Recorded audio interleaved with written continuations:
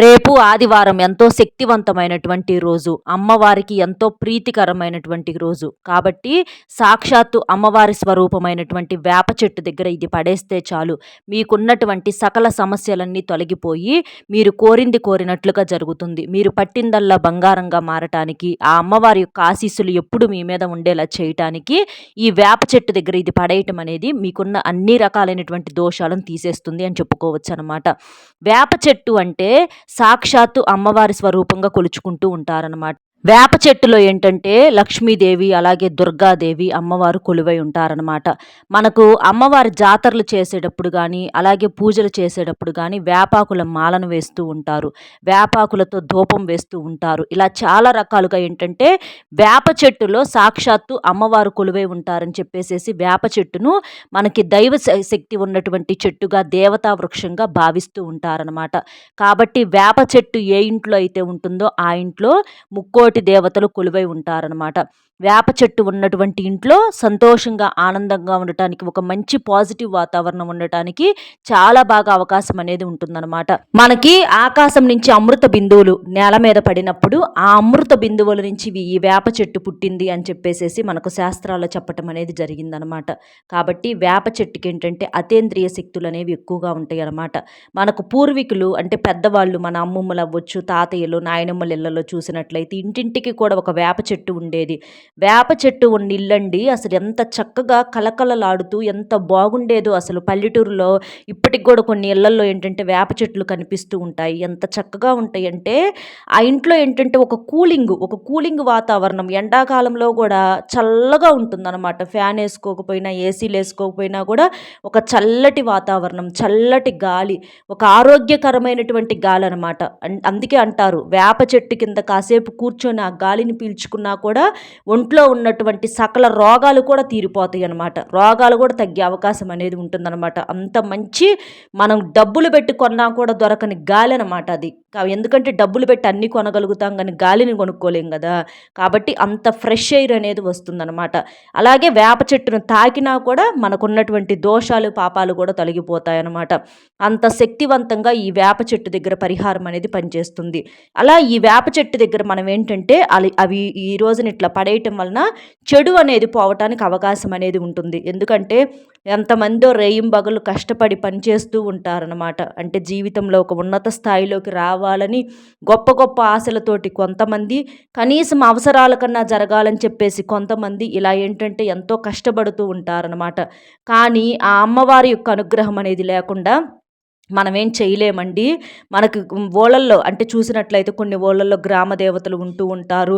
అలాగ ప్రత్యేకంగా చెట్లు దగ్గర కూడా పూజలు చేస్తూ ఉంటారు. వేపాకుల దండలు వేసి ఇలాగా అంటే కొన్ని అమ్మవార్లకు అలా చేయటం వలన, పూజలు మొక్కులు ఇలా చేయటం వలన ఏంటంటే తీరని కోరికలు ఏదన్నా ఉన్నా కూడా తీరుతాయి అనమాట. అంటే అమ్మవారికి వేపాకుల మాలంటే అంత ఇష్టం అనమాట. అలాగా ప్రత్యేకంగా వేపాకులకి అతీంద్రియ శక్తులు అనేవి అన్ని రకాలుగా మనకు చూసుకుంటే దైవారాధన అనేది చాలా ఎక్కువగా ఉంటుంది. దైవశక్తి, ప్రకృతి శక్తి కూడా పుష్కలంగా ఉంటుంది.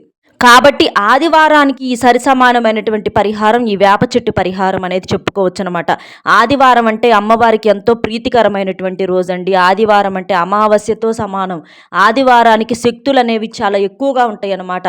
కాబట్టి మనకున్నటువంటి చెడును, కష్టాన్ని, నష్టాన్ని, దరిద్రాన్ని తీసేసుకోవటానికి ఆదివారం అనేది మంచి సమయం అనమాట. కొంతమందిని చూస్తుంటే చెడుగాలులని, ఏదో దుష్ట శక్తులు ప్రవేశిస్తాయి అది ఇదని చెప్పేసేసి ఏంటంటే వాళ్ళకి మానసిక స్థితి కూడా సరిగ్గా ఉండదన్నమాట. డబ్బు కోసం కొంతమంది బాధలు పడుతుంటే మానసిక స్థితి కూడా సరిగ్గా లేకుండా బాధపడేవారు కొంతమంది ఉన్నారన్నమాట.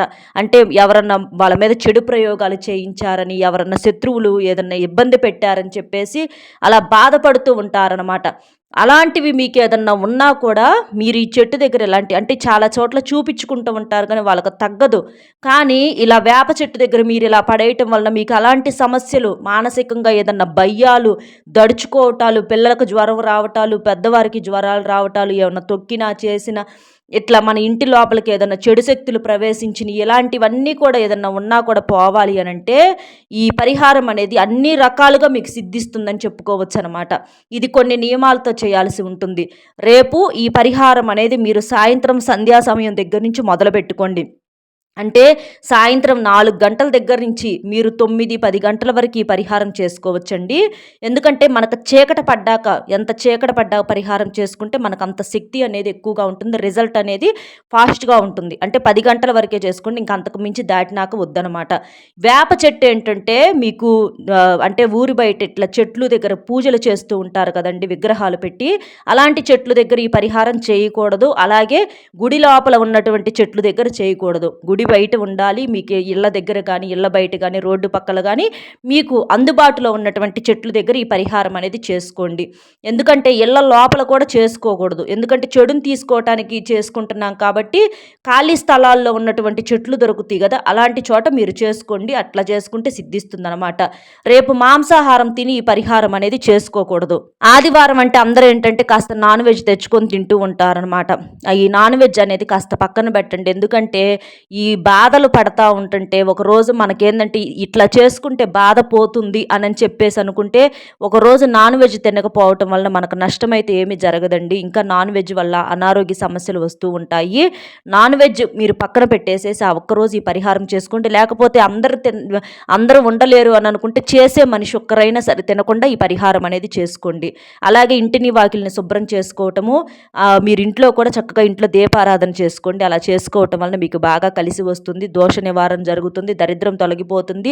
దీపం ఏంటంటే మీ జీవితాల్లోకి వెలుగులను తీసుకురావడానికి అవకాశం అనేది ఉంటుందన్నమాట. నలుపు రంగు బట్టలు రేపు ఎట్టి పరిస్థితుల్లో ధరించకూడదు. నలుపు వల్ల ఏంటంటే మీకు నకారాత్మక శక్తులు, నెగిటివిటీ అనేది కొంచెం ఎక్కువగా క్రియేట్ అయ్యే అవకాశం అనేది ఉంటుందన్నమాట. కాబట్టి చిన్న చిన్న నియమాలు ఏంటంటే మనం చేసే పనికి అడ్డు అనేది లేకుండా ఉండటానికి అవకాశం అనేది ఉంటుంది. ఇలా మీరేంటంటే మనం చెప్పుకున్నటువంటి సమయంలో వేప చెట్టు దగ్గరకు వెళ్ళండి. వెళ్ళిన తర్వాత ముందుగా కాస్త వేప చెట్టుకు నీటిని పోయండి. ఒక చెంబుడు నీటిని పోయండి. వేప చెట్టు వ్రేళ్ళన్నీ తడిచేలాగా వేప చెట్టుకి నీళ్లు పోయండి మొదట్లో. అలా పోసేసి వేప చెట్టును తాకి ముందు మీరు నమస్కారం పెట్టుకోండి. అమ్మవారు వేప చెట్టులో నువ్వు కొలువై ఉన్నావని చెప్పేసి మేము నమ్ముతున్నాము అని చెప్పేసేసి ఆ అమ్మవారికే దండం పెట్టుకుంటున్నట్లుగా మాకు ఈ సమస్య అనేది పోవాలి, డబ్బు పరమైనటువంటి ఇబ్బందులు ఏదన్నా ఉంటే తొలగిపోవాలి, అప్పులుంటే తీరిపోవాలి, వివాహాలు ఆలస్యం అవుతున్నాయి అమ్మ, కాస్త మాకు వివాహం త్వరగా జరిగేటట్లు చూడు, సంతానం మాట వింటలేదను, లేకపోతే సంతానం కలగకపోయినా, లేకపోతే మాకు మానసిక స్థితి సరిగ్గా ఉండటంలో భయం పుడుతుంది, అప్పటికప్పుడు అంటే తెలియకుండానే భయపడాల్సిన పరిస్థితులు అనేవి వస్తున్నాయి. ఇట్లా మీకు ఏదైతే సంకల్పం ఉంటుందో ఆ చెడు అంతా కూడా పోవాలి అని చెప్పేసి చక్కగా దండం పెట్టుకోండి. ఇక దండం పెట్టుకున్న తర్వాత మీరేం చేస్తారంటే మీ ఎడమ చేతిలో 4 ఎండుమిరపకాయలు ఉంటాయి కదా, 4 ఎండుమిరపకాయలు అలాగే 1 స్పూను రాళ్ళ ఉప్పు తీసుకొని మీ ఎడమ చేత్తో పట్టుకొని మీ తల చుట్టూతో తిప్పేసేసుకొని అవి వేప చెట్టు మొదట్లో పడేసేసేసి మీరు వెనక్కి తిరిగి చూడకుండా వచ్చేసేసేయండి ఇంటికి. కుడి నుంచి ఎడమకి, ఎడమ నుంచి కుడికి 3 సార్లు అట్లా తిప్పుకొని వేప చెట్టు దగ్గర పడేసేసేయండి, చెడంతా పోవాలని. ఎండుమిరపకాయలు ఏంటంటే దిష్టిని దోషాన్ని తీసేయటానికి, సమస్యను అంటే శత్రువులు లాంటి మనుషుల సమస్యలను, అలాగే కంటికి కనిపించిన దుష్ట శక్తుల సమస్యలను తీసేయటానికి కూడా ఎండుమిరపకాయలు అనేవి చాలా బాగా ఉపయోగపడతాయి. 4 చాలు, ఎక్కువ అవసరం లేదండి. అలాగే రాళ్ళ ఉప్పు ఏంటంటే లక్ష్మీదేవి రూపం. ఉప్పు ఏంటంటే నెగిటివిటీని, అన్ని రకాల సమస్యలను తొలగిస్తుందన్నమాట. కాబట్టి ఈ ఎండుమిరపకాయలు, ఉప్పు పర్ఫెక్ట్గా పనిచేస్తాయి అన్నమాట. అవి తీసుకొని మీ తల చుట్టూతా తిప్పేసేసుకొని చెట్టు మొదట్లో విసిరేసేసి మీరు వెనక్కి తిరిగి చూడకుండా ఇంటి లోపలికి వెళ్ళేటప్పుడు కాళ్ళు కడుక్కొని వెళ్ళిపోండి. ఇలా చేయటం వల్ల ఏంటంటే మీకు సమస్య మీరు ఇంటికి వెళ్ళేటప్పటికే తీరిపోతుందన్నమాట. అంత శక్తివంతంగా ఆ పని అనేది జరుగుతుందన్నమాట. ఎందుకంటే అమ్మవారి దగ్గర మీ సమస్యను వదిలేశారు మీరు. ఆ అమ్మ సమస్య తీసేసుకొని మీకు మంచిని వెంటనే కొన్ని క్షణాల్లోనే ఇస్తుందన్నమాట. ఎందుకంటే అమ్మవారి శక్తి అనేది సామాన్యమైనది కాదండి. కాబట్టి ఆ పని అవుతుందా లేదా అని మీరు అనుమానించొద్దు, దాని గురించి ఆలోచించొద్దు. అనుమానిస్తే అమ్మవారినే మనం అనుమానించినట్లు అనమాట. కాబట్టి మీరు చక్కగా అలా చేసేసారు, అమ్మవారి మీద నమ్మకం ఉంచేసేసి మీరు వెళ్ళిపోండి. ఇలా చేయటం వలన మీకున్నటువంటి ఏ కష్టమైనా సరే కొన్ని క్షణాల్లోనే తీరిపోతుంది. ఒక మంచి ఫలితం చూసి మీరే సంతోషపడటం అనేది జరుగుతుందనమాట. ఇంకా మీకు చక్కగా కుదిరితే ఇంటి దగ్గర కూడా దీపం వెలిగించుకోవటము, అలాగే మనకి వేపాకులతో కూడా ధూపం వేసుకోవచ్చండి. అంటే కొంచెం వేపాకులను తీసుకొని పగలంతా ఎండలో ఎండబెట్టుకొని సాయంత్రానికి మనకి ఎండిన తర్వాత దాని మీద కొంచెం కర్పూరం పొడి చల్లేసేసుకొని మీరు చక్కగా వేపాకుల ధూపాన్ని అంటే ఆ పొగను కూడా మీరు ఇంట్లో చూపించినట్లయితే ఇంట్లో కూడా ఏదన్నా దుష్ట శక్తులు జ్యేష్ఠాదేవి ఏదన్నా ఉన్నా కూడా బయటికి పారిపోతుందన్నమాట ఆ వేపాకుల యొక్క పొగకి. ఎందుకంటే చెడు అంత అంటే అమ్మవారి యొక్క తిరిగినట్లేనమాట ఇంట్లో ఆ పొగ రూపంలో మనకి ఆ చెడు అంతా కూడా బయటికి లాగేస్తుంది అనమాట. అలాగా చేయటం వల్ల మనకి ఇంట్లో ఉన్నటువంటి దోమలు కానీ క్రిములు కానీ అలా కూడా పోతాయి అనమాట. మనకు అన్ని రకాలుగా వేపాకులను కాల్చడం వల్ల కూడా మనకు మంచిగా సిద్ధిస్తుంది అనమాట. కాబట్టి చక్కగా రేపు సింపుల్గా మీరు ఈ పరిహారం చేసుకోండి. అలాగే స్నానం చేసే నీటిలో కూడా మీరు వేపాకులు వేసుకొని చేసుకోండి. ఇలా చేయటం వలన మీకు అన్ని రకాలుగానండి ఇలా మీకు వేపాకు చెట్టుకు సంబంధించినటువంటి పరిహారాలు ఏవైనా సరే ఆదివారానికి అద్భుతంగా సిద్ధిస్తాయి అనమాట.